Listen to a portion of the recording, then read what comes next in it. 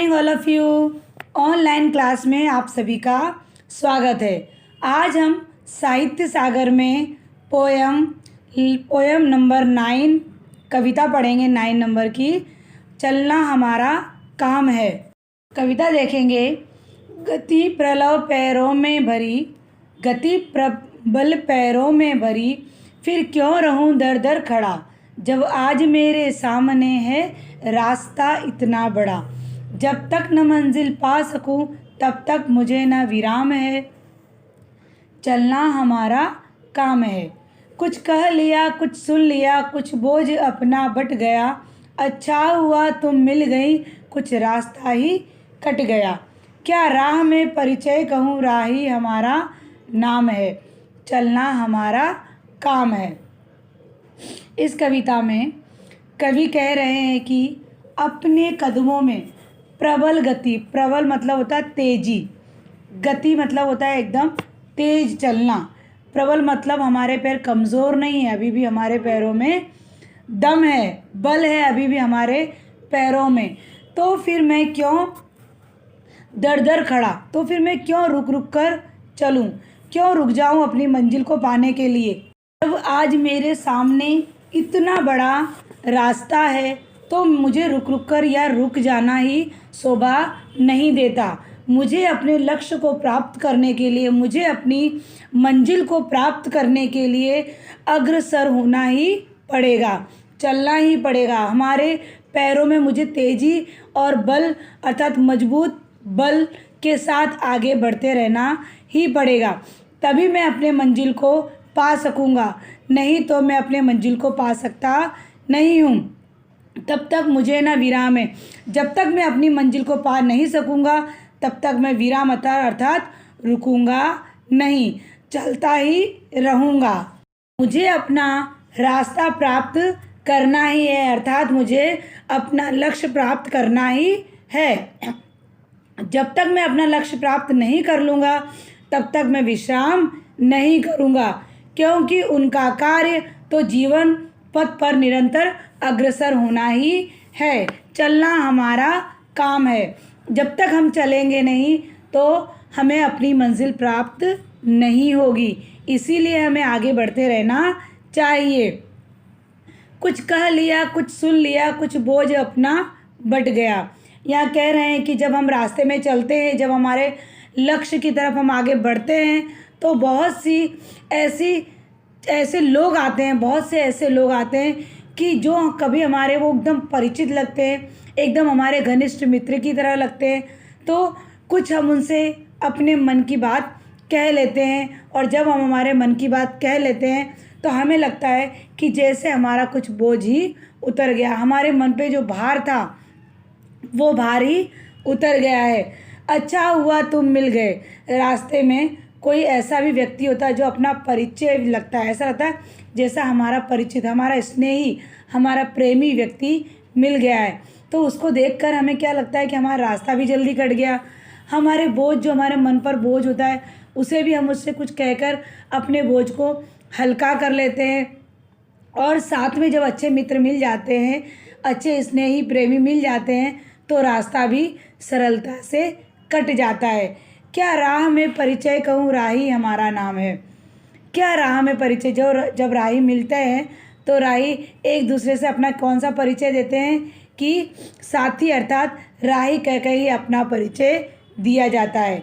कवि के इस कथन में दार्शनिकता है, क्योंकि यात्री अपना मंतव्य या स्थान प्राप्त पर साथ छोड़ देते हैं। बहुत सारे ऐसे भी आते हैं जो हमारे साथ चलते हैं, और बहुत ऐसे भी व्यक्ति होते हैं जो हमारा साथ छोड़ देते हैं। उसी प्रकार जीवन मार्ग के साथ कब हमारा साथ छोड़ दें यह अज्ञात होता है, यह हमें पता होता नहीं है। अतः किसी के साथ अधिक घनिष्ठता रखना व्यर्थ है, क्योंकि जब हम अधिक घनिष्ठता रखते हैं तो हमें डर लगता है कि कब ये हमारा साथ छोड़ देंगे। इसीलिए हमें ज़्यादा किसी से घनिष्ठता नहीं रखनी चाहिए, नहीं तो हमें पीड़ा ही होगी। तो चलना हमारा काम है। तो हमारा साथ छोड़ दें ये हमें पता नहीं है। इसीलिए कोई भी व्यक्ति मिले, चाहे कितना भी परिचित व्यक्ति हो, हमें उससे इतनी घनिष्ठता, इतनी मित्रता नहीं रखनी चाहिए, क्योंकि जब वो बिछड़ते हैं हमसे दूर जाते हैं तो हमें उनके बिछड़ने का बहुत दुख होता है। इसीलिए हर चीज़ मध्यम में की जाए या मध्यम में करना चाहिए। चलना हमारा काम है। सेकंड पैराग्राफ, जीवन अपूर्ण लिए हुए, पाता कभी खोता कभी, आशा निराशा से घिरा, हंसता कभी रोता कभी, गति मति न हो अवरुद्ध, का ध्यान आठों याम है, चलना हमारा काम है। इस विशद विश्व प्रवाह में किसको नहीं बहना पड़ा, सुख दुख हमारी ही तरह किसको नहीं सहना पड़ा, फिर व्यर्थ क्यों कहता फिरूं, मुझ पर विधाता वाम है, चलना हमारा काम है। कवि कहते हैं कि जीवन अपूर्ण, अपूर्ण मतलब कि सब कुछ नहीं मिलता, जीवन में सब कुछ नहीं मिलता, अपूर्ण, उन्हें पूरे तरह से सफलता नहीं मिली, जीवन अपूर्ण लिए हुए हूँ। जीवन के अंदर सब कुछ हमें प्राप्त नहीं होता, कहीं ना कहीं किसी न किसी चीज़ की हमारे पास कमी रहती है।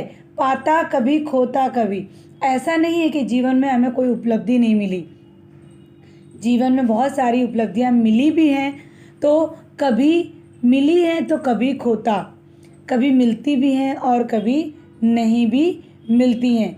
कभी बहुत सारा जीवन में खोना भी पड़ता है और कभी बहुत सारा जीवन में मिलता भी है। जैसे हमारे प्रियजन हैं, उन्हें हमें अपने जीवन में कभी न कभी खोना पड़ता है। आशा निराशा से घिरा, हंसता कभी रोता कभी, कितनी बार ऐसा होता है कि हमें आशा निराशा से हम व्याकुल भी हो जाते हैं और कभी कभी हम लोगों के साथ, अपने मित्रगणों के साथ आनंद और सुख के क्षण भी व्यतीत करते हैं। पर यह सब कुछ तो जीवन में चलता रहता है, कभी मिलता है तो कभी खोता है, कभी आशाएं होती हैं, कभी निराशाएं भी होती है, कभी सुख भी होता है और कभी दुख भी होता है, कभी हंसी भी होती है और कभी रोना भी होता है। गति मति न हो अवरुद्ध, लेकिन कुछ भी हो जीवन में, हमारी गति अर्थात मेरे पैरों में जो ताकत है, जो गति है मेरी, जो मेरी चाल है, और मति, मति अर्थात मेरी बुद्धि कभी भी रुकनी नहीं चाहिए, कभी अवरुद्ध नहीं होनी चाहिए, कभी इन दोनों चीज़ में रुका हुआ नहीं। गति और मति, गति मतलब चाल और मति मतलब बुद्धि, मेरी गति और मति कभी भी रुकनी नहीं चाहिए, चाहे कुछ भी हो जाए। आठों याम अर्थात 8 पहर, एक पहर का 3 घंटा होता है, तो बोले आठों पहर हो जाए लेकिन मेरे पैरों में गति रहे और मेरी मति कभी भी रुके नहीं, दोनों चीज़ें मेरे साथ रहेंगी तो मैं सफलता के मार्ग पर आगे बढ़ता रहूँगा। चलना हमारा काम है। सिर्फ चलना एक व्यक्ति के लिए नहीं कहा गया, सभी व्यक्तियों के लिए कहा गया कि हमें सबको निरंतर आगे बढ़ने के लिए प्रयत्न करते रहना चाहिए। इस विशद विश्व प्रवाह में, इस विशद, विशद मतलब होता है विराट, बहुत बड़ा विश्व है, विश्व हमारे लिए बहुत बड़ा है और यह जो प्रवाह है, तो इस विशद विश्व प्रवाह में, इतना बड़ा विश्व है, इस प्रवाह में हमें, प्रवाह मतलब बहना, प्रवाह मुझे हमेशा निरंतर गतिमान, प्रवाह मतलब निरंतर गतिमान होते रहना चाहिए। किसको नहीं बहना पड़ा। इस विश्व में कौन ऐसा व्यक्ति है कि जिसके पास सुख या दुख नहीं आया। सुख और दुख में हर व्यक्ति को इस सुख दुख से गुजरना पड़ा, बहना पड़ा, गुजरना पड़ा, बहना मतलब गुजरना पड़ा। हर व्यक्ति की इस धरती पर जिसने भी जन्म लिया है, सभी व्यक्ति के जीवन में कहीं ना कहीं दुख और सुख का स्थान होता है। किसको नहीं सहना पड़ा इस दुनिया में, ऐसा कौन सा व्यक्ति है कि जिसको सहना नहीं पड़ा। फिर व्यर्थ क्यों कहता फिरूं, मुझ पर विधाता वाम है। फिर मैं फालतू या सभी को ऐसा क्यों कहूँ कि विधाता मुझ पर वाम है। विधाता मतलब मेरा भाग्य, मेरा भाग्य, वाम मतलब विपरीत, मेरा भाग्य मुझसे विपरीत है, क्योंकि जब अगर आप रुक जाओगे तो आपका भाग्य आपके विपरीत हो जाएगा, लेकिन आप निरंतर चलते रहोगे तो आपका भाग्य आपके साथ चलता रहेगा। इसीलिए आप किसी से ये मत कहो कि मैं व्यर्थ में चल रहा हूँ, लेकिन आप चलते रहोगे तो हमेशा आप आगे बढ़ते रहोगे। चलना हमारा काम है। किसको नहीं सहना पड़ा, फिर व्यर्थ क्यों कहता फिरूं, विधाता मुझ पर वाम है। चलना हमारा काम है। मैं पूर्णता की खोज में दर दर भटकता ही रहा, प्रत्येक पग पर कुछ न कुछ रोड़ा अटकता ही रहा, पर हो निराश क्यों, मुझे जीवन इसी का नाम है। कवि कहते हैं कि मैं अपूर्णता की खोज में, मैं पूर्णता की खोज में, अर्थात कवि कहते हैं कि मैं अपने सपनों को साकार करने के लिए दर दर भटकता ही रहा। दर दर अर्थात कदम कदम पर भटकता रहा कि मैं किसी भी तरह से मैं अपने सपनों को साकार कर सकूं। प्रत्येक पग पर कुछ न कुछ रोड़ा अटकता ही रहा, लेकिन मैं जैसे अपने जीवन को साकार करने के लिए आगे बढ़ता रहा, वैसे कोई न कोई मेरे पग पर, मेरे पथ पर कोई न कोई रोड़ा अर्थात कोई न कोई परेशानी, कोई न कोई मुसीबत, कोई न कोई बाधा अटकती ही रही, आती ही रही। पर हो निराश क्यों, मैं इस तरह से निराश होकर बैठूंगा नहीं। चाहे भले ही, और जो लोग ऐसी वैसी जब परिस्थितियों से देखते हैं कि जब परिस्थिति उनके सामने इस तरह की आती है तो वो निराश होकर बैठ जाते हैं, लेकिन मैं उसमें का नहीं हूँ। चाहे कितनी भी परेशानियाँ मेरे सामने आ जाए, पर मैं निराश होकर बैठने वाला नहीं हूँ। मुझे पता है जीवन इसी का नाम है। यह जीवन में दुख सुख, और कभी हमारे सपने साकार भी होते हैं, कभी नहीं भी होते, तो ऐसी बहुत सारी बाधाएं आती रहेंगी, लेकिन इन बाधाओं को पार कर कर अपने लक्ष्य की प्राप्ति के लिए जो व्यक्ति आगे बढ़ता रहेगा, वह व्यक्ति हमेशा सफलता की मार्ग पर आगे बढ़ेगा। और तो फिर जीवन इसी का नाम होता है, जिसमें सुख और दुख दोनों ही शामिल हों। चलना हमारा काम है। कुछ साथ में चलते रहे, कुछ बीच से ही फिर गए, पर गति न हो जीवन की रुकी, जो गिर गए सो गिर गए। कवि कह रहे हैं कि ऐसे तो बहुत सारे पथ पर हमारे साथ हमारे भाई बंधु मित्र परिजन मिले, बहुत सारे लोग मिले, लेकिन उनका सहयोग मिला, कुछ जीवन यात्रा के बीच में ही हमें छोड़कर चले गए, और कुछ हमारे साथ ही आगे बढ़ते रहे, पर गति न जीवन की रुकी। पर हमें जिस मार्ग पर आगे बढ़ना है, तो हमारे जीवन की गति कभी भी रुकनी नहीं चाहिए। हमारे जीवन का जो प्रवाह है वह कभी रुकना नहीं चाहिए। इसके अतिरिक्त जो व्यक्ति जीवन में पराजय स्वीकार कर निष्क्रिय हो जाएगा, जो ऐसा सोचेगा कि अब मुझसे नहीं चला जाएगा या मैं आगे के मार्ग को नहीं प्राप्त कर सकता, जो निष्क्रिय हो जाएगा वो कभी सफल नहीं हो पाएगा। तो सफलता प्राप्त करने के लिए धैर्यवान और साहसी बनना बहुत ज़रूरी है। निश्चय पूर्वक अगर तुम साहसी बन जाओगे या दृढ़ निश्चय कर लोगे, मेहनत करोगे, तो जीवन मार्ग पर अग्रसर होने वाला व्यक्ति ही सफल हो पाएगा। जो गिर गया सो गिर गया, और अगर एक बार जिसने अपने आप की हार मान ली, तो वो कभी आगे बढ़ पाएगा नहीं। इसीलिए चलता रहे हर कदम, उसी की सफलता अविराम है। जो चलता रहेगा हर कदम कदम पर, उसी की सफलता, उसी को सफलता सुखद, सुंदर और मन भावन होगी। उसी के जीवन में अविराम मतलब सुखदाई, अविराम मतलब सुखदाई उसकी यात्रा होगी। चलना हमारा काम है, इसीलिए हमें जीवन पथ पर हमेशा निरंतर आगे बढ़ते रहना चाहिए, जिससे हम सफलता की मार्ग पर आगे बढ़ते रहें। चलिए, ये कविता आपको समझ में आई होगी, आपको इसका भावार्थ भी समझ में आया होगा। इसी के साथ हम क्वेश्चन आंसर भी करेंगे। अब इसी के साथ हम क्वेश्चन आंसर करते हैं, ठीक है। कोटेशन 2, गति प्रलव पैरों में भरी, फिर क्यों रहूं दर दर खड़ा, जब आज मेरे सामने है रास्ता इतना बड़ा, जब तक न मंजिल पा सकूं तब तक मुझे न विराम है, चलना हमारा काम है। कुछ कह लिया, कुछ सुन लिया, कुछ बोझ अपना बट गया, अच्छा हुआ तुम मिल गए, कुछ रास्ता ही कट गया, क्या राह में परिचय कहूँ, राही हमारा नाम है। यह है कोटेशन नंबर 2। आपके वर्ग में पेज नंबर 209 पर आप देखिए, वहाँ पर कोटेशन नंबर 2 दिया गया है। उसके अंदर क नंबर का है, कवि किस रास्ते की बात कर रहे हैं, वे एक रास्ता पर ठहरना क्यों नहीं चाहते हैं। तो आंसर है कवि उस रास्ते की बात कर रहे हैं जिससे वे अपना लक्ष्य प्राप्त कर सकें। लक्ष्य प्राप्त किए बगैर वह विश्राम नहीं करेंगे। वे एक स्थान पर ठहरना नहीं चाहते क्योंकि उनके पैरों में चलने की शक्ति है। ख नंबर, कवि को रास्ते में कौन मिला? कवि ने अपने मन का बोझ किस प्रकार कम किया? आंसर है कवि को रास्ते में कोई अपना प्रिय मिल गया। कवि ने उनके साथ अपना सुख दुख की बातें की और उनके मन की व्यथा कम हो गई। उन दोनों ने परस्पर सहयोग से कुछ कष्टों भरा मार्ग सरलता से पार कर लिया।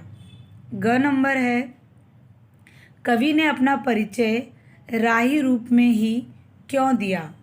तो आंसर है कवि ने अपना परिचय राही के रूप में दिया क्योंकि यात्री अपना गंतव्य स्थान आने पर साथ छोड़ देते हैं। उसी प्रकार जीवन मार्ग के साथ कम और किस मार्ग पर साथ छोड़ दे पता नहीं चलता। अतः किसी के साथ घनिष्ठ संबंध रखना व्यर्थ है। ग नंबर, इस पद्यांश में कवि ने किस मंजिल की बात की है? आंसर है कवि किस समय विश्राम करना चाहते हैं। पूरा क्वेश्चन है, सॉरी। इस पद्यांश में कवि ने किस मंजिल की बात की है? कवि किस समय विश्राम करना चाहते हैं। तो आंसर है इस पद्यांश में कवि ने अपने लक्ष्य प्राप्त करने की बात की है। कवि अपने जीवन की मंजिल की बात कर रहे हैं। कवि कहते हैं कि वे अपना लक्ष्य प्राप्त करने के पश्चात ही विश्राम करेंगे।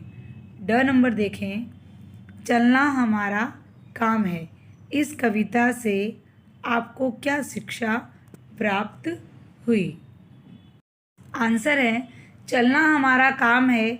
कविता से हमें यह शिक्षा मिलती है कि जब तक हमारे पैरों में शक्ति हो और हम हमारा लक्ष्य प्राप्त न कर लें तब तक हमें चलते रहना चाहिए। चाहे कितनी ही बार रुकावटें आएं, हमें हमारी मंजिल का मार्ग नहीं छोड़ना चाहिए। कोटेशन नंबर 3, जीवन अपूर्ण लिए हुए पाता कभी खोता कभी, आशा निराशा से घिरा हंसता कभी रोता कभी, गतिमति न हो अवरुद्ध इसका ध्यान आठों याम है। चलना हमारा काम है। इस विशद विश्व प्रवाह में किसको नहीं बहना पड़ा, सुख दुख हमारी ही तरह किसको नहीं सहना पड़ा, फिर व्यर्थ क्यों कहता फिरूं मुझ पर विधाता पाम है। इसमें है क्वेश्चन नंबर फर्स्ट कवि ने अपने जीवन को अपूर्ण क्यों कहा है? तो आंसर है कवि ने अपने जीवन को अपूर्ण कहा क्योंकि वह अपनी इच्छा अनुसार लक्ष्य प्राप्त नहीं कर पाए हैं। हाँ, कुछ उपलब्धियां अवश्य हैं पर साथ ही बहुत कुछ खोना पड़ा है तथा प्रियजनों को आर्थिक हानि भी पहुंचाई है। आंसर है पाना खोना, आशा निराशा, हंसना रोना, इन शब्द युग्मों का कविता के संदर्भ में भाव स्पष्ट कीजिए। तो आंसर है इन शब्दों से संदर्भ है कि इंसान कभी कुछ पाता है तो कभी कुछ खोता है, कभी आशा मिलती है तो कभी असफलता भी प्राप्त होती है और हम निराश हो जाते हैं। इसलिए कभी हंसना है और कभी रोना भी पड़ता है। ग नंबर, कवि को दिन रात किस विशेष बात का ध्यान रहता है? तो आंसर है कवि को दिन रात कष्टों के आने पर भी इनकी एवं बुद्धि कुंठित नहीं हो सदैव राह पर इसी बात का ध्यान रखा है या ध्यान रहता है। घ नंबर, इस विशद विश्व प्रवाह में किसको नहीं बहना पड़ा, इन पंक्तियों का भाव स्पष्ट कीजिए। तो आंसर है इन पंक्तियों का भाव है कि संसार का एक कठोर सत्य है कि जीवन में सभी मनुष्यों को सुख दुख सहना पड़ता है। इस इतने बड़े जगत जीवन को निरंतर चलने वाला है। जगत जीवन को निरंतर चलने वाला है। ड नंबर, भाग्य हमारे विपरीत है, इस प्रकार का कथन किस व्यक्ति का होता है? कवि को इस कथन पर अविश्वास क्यों है? आंसर है, भाग्य हमारे विपरीत है इस कथन यह कथन दुखी एवं असफलता प्राप्त व्यक्ति के हैं, जो असफलताओं से बहुत दुखी हो गया है। कवि के इस कथन पर अविश्वास इसलिए है क्योंकि भगवान सदा हमारे साथ रहते हैं। 4 नंबर देखेंगे। मैं अपूर्णता की खोज में दर दर भटकता ही रहा, प्रत्येक पग पर कुछ न कुछ रोड़ा अटकता ही रहा, पर हो निराश क्यों, मुझे जीवन इसी का नाम है। इसमें क नंबर है, जीवन लक्ष्य की तलाश में कवि को क्या करना पड़ता है? आंसर है, जीवन लक्ष्य की तलाश में कवि पूरे संसार में घूमते हैं, पर थोड़ा चलते हैं और भटकते हैं। वह फिर भी उससे लिपट कर चलते हैं और फिर भटकते हैं। वह कष्ट उठाते हैं और अपना लक्ष्य प्राप्त करते हैं। ख नंबर, व्यक्ति के लक्ष्य प्राप्त में किस प्रकार की बाधाएं जीवन में उपस्थित होती हैं? सोच कर लिखिए। तो आंसर है, व्यक्ति के लक्ष्य प्राप्ति के समय उसे बंधु बांधव मित्र परिजन मिलते हैं। कुछ व्यक्ति उनको संबोधित करते हैं तो कुछ निराश करते हैं। कुछ व्यक्ति तो रास्ते में ही साथ छोड़ जाते हैं, पर जीवन का प्रवाह नहीं रुकना चाहिए। ग नंबर है, निराश होने का क्या दुखद परिणाम क्यों निराश होने का क्या दुखद परिणाम व्यक्ति को सहन करना होगा? तो आंसर है, निराश होने पर व्यक्ति कुछ प्राप्त नहीं कर सकता। उसका दिमाग ठंडा और कमज़ोर पड़ जाता है और उसे कुछ नहीं सूझता और वह अपनी मंजिल तक नहीं पहुंच सकता। घ नंबर है, कवि के द्वारा कविता में चलना हमारा काम है वाक्य की बारंबार आवृत्ति का क्या कारण था?